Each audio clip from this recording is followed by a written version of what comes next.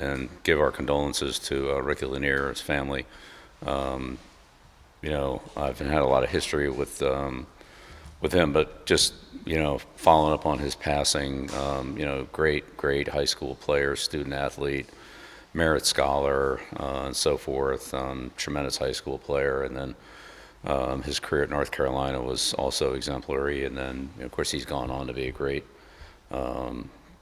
public servant and provide great leadership in the communities and in the different organizations he's been involved with. So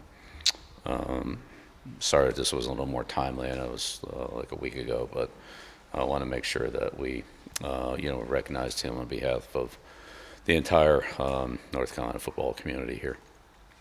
Moving on to Virginia, this is really been an impressive string that they're on. They've won a couple of close games in overtime, close game against Washington State, played really well in some critical situations in games, and that's been the difference for them. Coach Elliott's done an excellent job with the program, and there's certainly some similarities to the Clemson system that he's from his time there that he's brought to Virginia, but they're kind of their own. They've developed that into their own Virginia package. I'm not saying it's Clemson, but there are some elements of the Clemson system, especially offensively. But Coach Kitchens, the offensive coordinator, and Coach Rosinski, the defensive coordinator, both have done an excellent job, and those guys are they're very sound. They don't turn the ball over, haven't fumbled all year, or haven't lost a fumble all year. Only had a couple of interceptions, so the ball security's been really good, and they've made the plays on the defensive side of the ball. And in the kicking game, they've had a couple of long punt returns, kickoff return for a touchdown, block punt, stuff like that. They've provided explosive plays on defense and in the kicking game, as well as offensively. And of course, Morris is having a good year. Cam Ross is an outstanding player, both in the return game and offensively. Jamari Taylor, excellent running back, really has good vision, great quickness. He can really hit from sideline to sideline on any play with his vision and his ability to jump cut and get into spaces. They've got some big receivers, so that'd be a challenge for us. And defensively, this is a very experienced group. It's mainly all juniors, seniors, some graduate students, other than Minner, the safety, who's a sophomore, but it's just a very experienced group, and they play well together. The ends are very disruptive. The defensive line's good, but the ends in particular are very disruptive and create negative plays, long yardage situations, make plays on long yardage that score touchdowns, and tackle guys for safeties and stuff like that. So we've got to do a good job offensively of keeping the negative plays to a minimum, and staying out of long yardage against this team, and that's the goal every week. But Virginia's done a good job of it. It's certainly helped them win a lot of games. Big kind of rivalry game here with the history of UNC and Virginia. It's a great traditional rivalry, and so we're excited for the preparation of the game, and I look forward to getting on the field today and starting to work on them. But it's a good football team that's really capitalized on a lot of opportunities and won a lot of close games. We'll get started with the Q&A here. Hey Bill, Noah Weisskopf with Tar Heel 24/7. As the offense continues to improve, how do you sort of see Gio's ability to run and take off and use his legs to pick up extra yards, open everything up for the offense? And in your past experiences, I guess, how does that keep a defense off balance in a sense?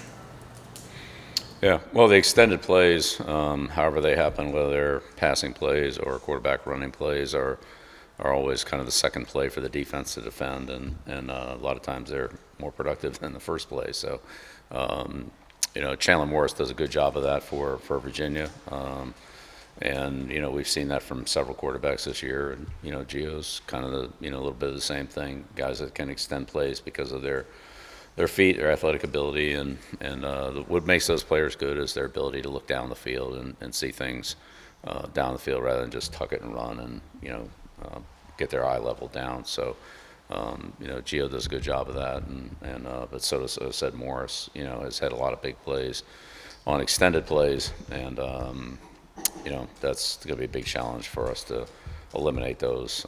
We did a decent job of that last week against Cal, and Sagapolotelli was pretty good at the same thing. Left-handed quarterback, there were more plays going to our right. With Morris, it's more going to our left, but got to defend it both ways. But it's having the discipline to finish those plays defensively and offensively to do the right thing to create spacing and give the quarterback options to run, throw short, throw deep, throw to crossing receivers, and so forth. So it's definitely an unsettled type of situation. You never know what route you're going to be. You never know where the quarterback's going to scramble. It then becomes a reactionary play for everybody to kind of get to the good spacing so the quarterback can make a good decision. Then it's up to him. I know you're not in the business of moral victories, but does the mood around the team after Friday's game feel different than it did, say, after UCF or Clemson? No, not really. I'm disappointed in the results, but these guys, we all bounce back quickly. Once it's over, it's over. Whether it was the wins against Charlotte and Richmond or a loss, it's after 24 hours, that game's in the books, and we're done with the corrections and so forth, and we're on to our next challenge. So that's kind of the way it's been every week, and I think that's the way it'll be going forward. It's always a good move when you win right after the game, but as soon as you get onto that next team, it's you're starting all over again. So that's where we are. Hey, Coach.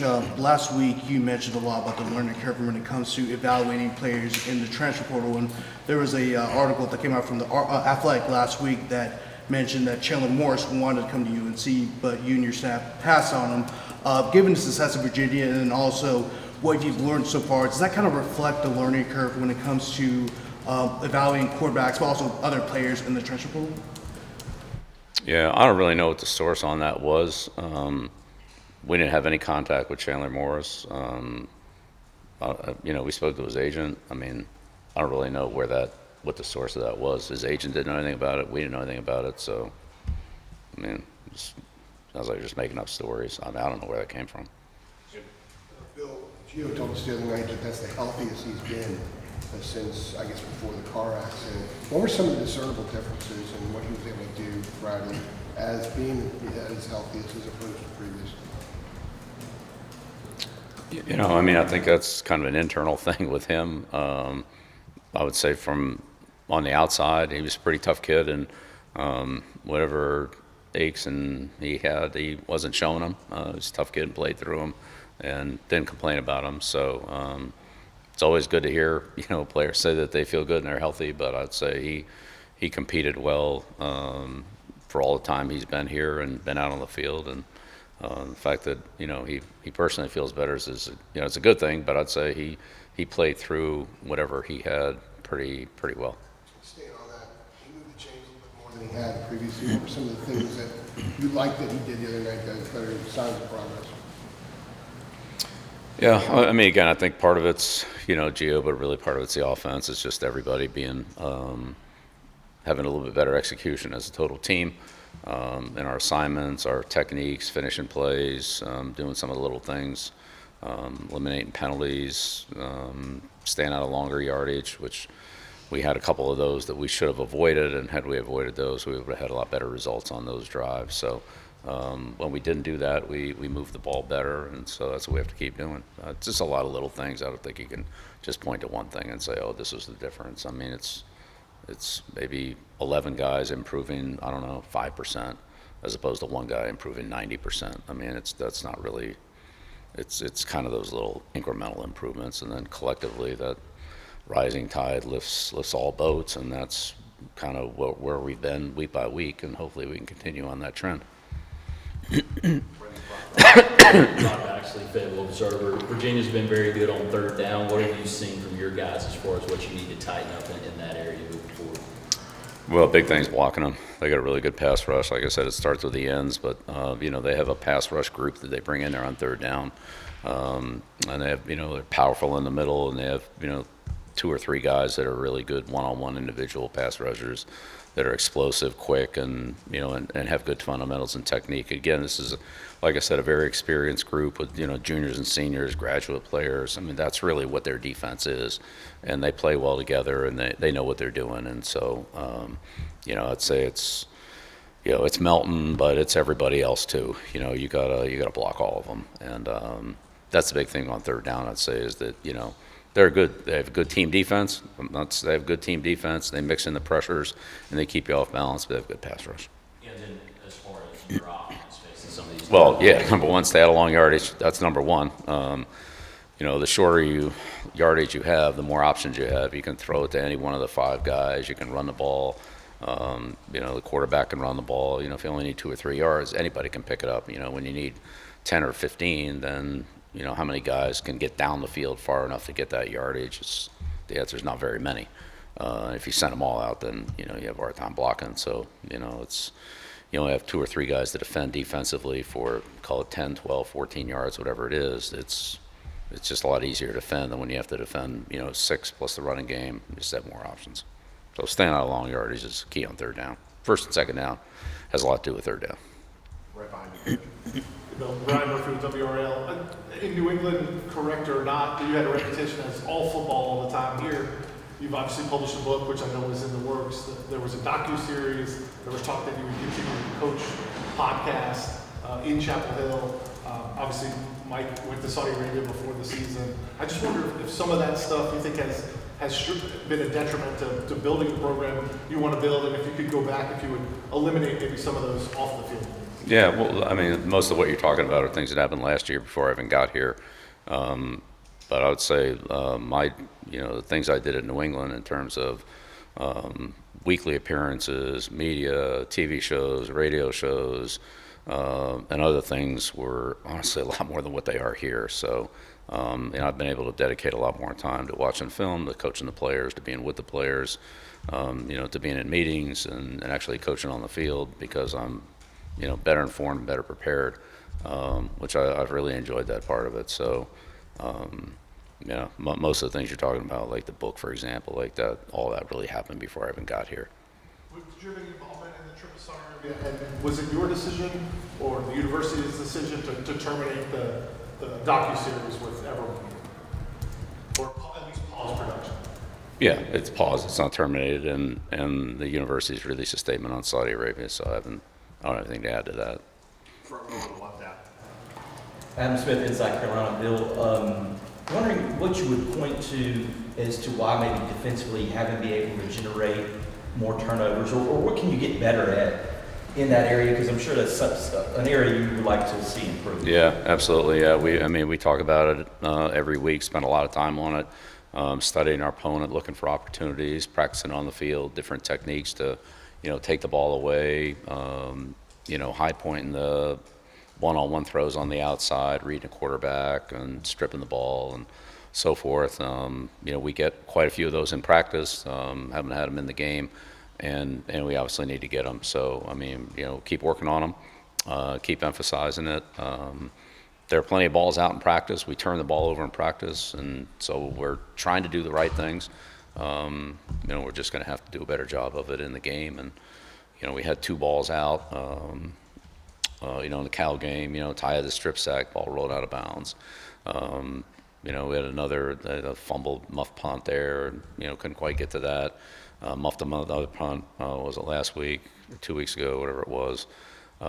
We couldn't quite get. So we're, you don't get them, it doesn't matter, it's just a foul ball. But I'm with you. We're on it, and we're doing everything we can to try to get them, and we need to get them, and we need to get them. Right next to Bill. Yeah, Bill.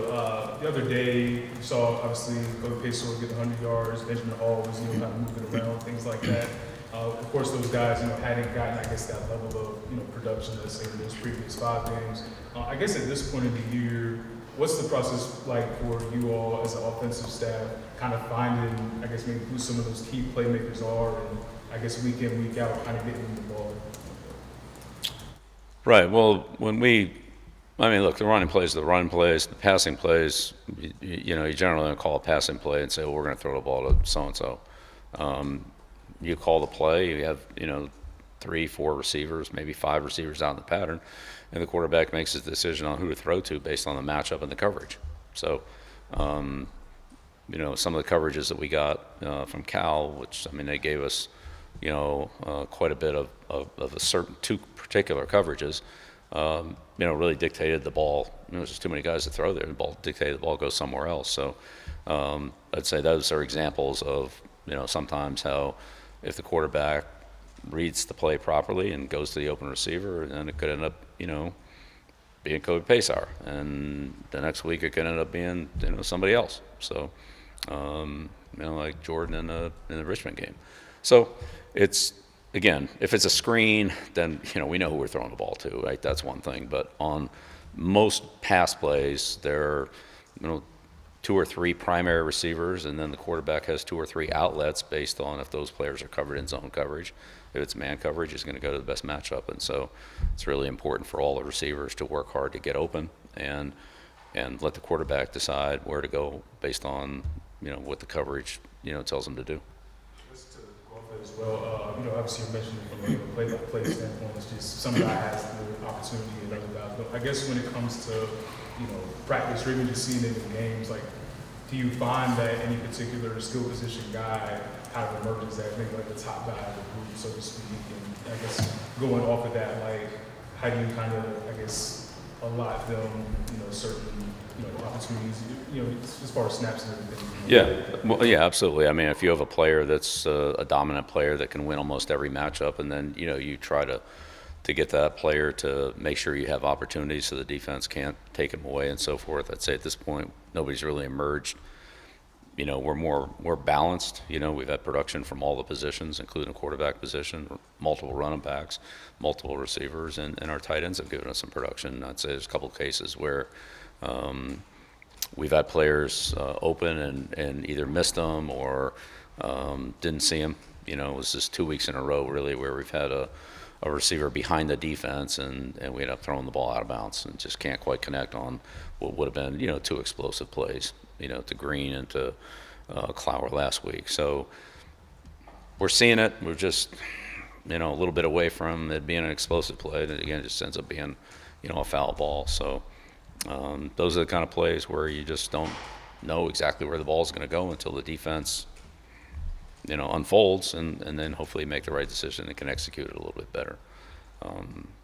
So I think if there's a point where, you know, we have players who are, you know, consistently highly productive, and we feel like, you know, we've got to get them the ball in situations that the defense is trying to take them away, then, you know, you kind of game plan it a little bit differently. You know, so you have a guy like, you know, Gronkowski, you know, is going to get a lot of double coverage and that type of thing. You try to find a way to, you know, put him in a position where, you know, you're able to get him the ball. But again, I'd say to this point, we haven't had enough production from anybody consistently that I don't think any defense is playing us that way. I haven't seen us get played that way yet. Right, third row, Aaron. Aaron Beard, the AP. Do you have, where do things stand with Armand Hawkins, and do you have any update on him? Yeah, he's back, and, you know, the university cleared him. They did their, they went through their process with him, and he's back. Yes. Right. Just to follow up, do you? I mean, there's a degree of crash course with NCAA rules and so forth for guys that haven't been in the college ranks for a long time. Do you think you guys have done enough in terms of educating everybody about all the variations of NCAA rules? Has it been enough of an emphasis for you guys? Yeah. Well, in his case, he's been in college football his whole life. But yes, we've all gone through the compliance courses, whether it be in recruiting, practices, time management, the hourly requirements, and so forth. Yeah, that's all. We're in. I would say, if anything, I feel like maybe we spent too much time on it, to be honest with you. I mean, we've gone over and over and over it to make sure that we have it right, and every time we check it, I just want to triple check and make sure we're okay on this. Yes. But, you know, right now we're still, you know, making sure that we're trying to do every single thing right. And so that's, you know, I think that's the right thing to do. You know, did something come up or will something come up? I mean, I'm sure it probably will. It does in every program, but we're certainly not trying to in any way not take advantage of our compliance people and the people who have more experience with some of the, let's say, subtler, rules or restrictions. We got time for 3 more right here and then 2 over here on the left. John Downing from NBC 11. Just following up on a question that was asked earlier related to kind of the Saudi stuff. Did you happen to know who the Saudi fan was that funded that trip? Because they said, the university said that person was a fan of yours. The university said, The Saudi person who funded the trip was, they said they were a fan of yours. yes, I am familiar with with them and their kind of the connections and so forth. Yeah, absolutely. Is there a growing connection between them and the university now and the football team? Yeah, again, the university made their comment on that, but do I have knowledge in a relationship? Absolutely, yes. Do you think the meeting should have happened with the GM? How do you feel about that meeting that happened? I know it was before your time, but just, how do you feel? What do you mean before my time? You were saying earlier when it was asked about the Saudi meeting that it had happened earlier and that you said, was referring to the university statement. Do you think that meeting should have happened with the GM and the Saudi fan? I was aware of it, and it was talked about, and the university released a statement on it. I mean, there's no secret. On the left, Shelby. Shelby's also from News Observer. I'm just curious, going back over the film from the Cal game, obviously had 2 pretty consequential fumbles, and the first snap of the game was later in the day when we thought because he was, headed towards the end zone there. Just what stuck out for you from reviewing the film of those 2 fumbles? That we didn't have the ball securely held well enough. Wasn't secure enough. Anything more specific on that, and then how do you go about just addressing that? We address it every day. Every day we're on the field. We address it. We do ball security drills every single day. Right next to And in every practice, I mean, every time we run a play, if the ball's not securely managed by the person who has it, whether that's on offense, on defense, in the return game, in the kicking game, then, we point that out on film and talk about it. So, we just have to do a better job of being diligent with our awareness and our discipline to take care of it. That's all there is to it. We know they're going to punch at the ball. We know they're going to try to knock it off us. We're going to try to do the same thing to them. We got to do a better job of securing it. I mean, that's the first rule of football is take care of the ball. And if we can't take care of it, then it's going to be hard to give it to that person. Last one on the left. Hey, Coach, my question is similar to what Michael asked you earlier, but I wanted to know just historically with the teams that you coached, when you've been in a competitive game that you just lose by a bit at the end for whatever reason, have you ever noticed with teams in the past if there's a confidence boost or a jump that's taken the next week or weeks after that, after they've been struggling for a little bit? Do you think that this is maybe like a baseline for the team to kind of start from, to have a refreshing start per se for Virginia and moving forward? Again, I think every week's its own week. So I don't really think there's a whole lot of carryover, to be honest with you. You spend all week in preparation, you spend all week filling up your tank, you go out on the field and you empty it. Whether you're a player or a coach, you put everything you have into that game, that preparation. And whatever the results are, they are. You come back, you look at what happened, good and bad, talk about the corrections, talk about things you did well, how to do some things better, how to keep doing the things you did well more frequently. Then you turn the page and go to the next chapter and start to fill the tank back up again. And if you don't fill it back up again, then whatever happened the last week, if it was good, isn't going to last long. And, we've seen, so many close games in the ACC, overtime games, last-minute plays, last play of the game, last possessions, all that. That's kind of what this conference is. And if you don't go back and start to prepare and start all over again, then you're not going to be ready for the next game. So once it's time to move on, it's time to move on and get ready for the next opponent. Thanks, everybody. All right.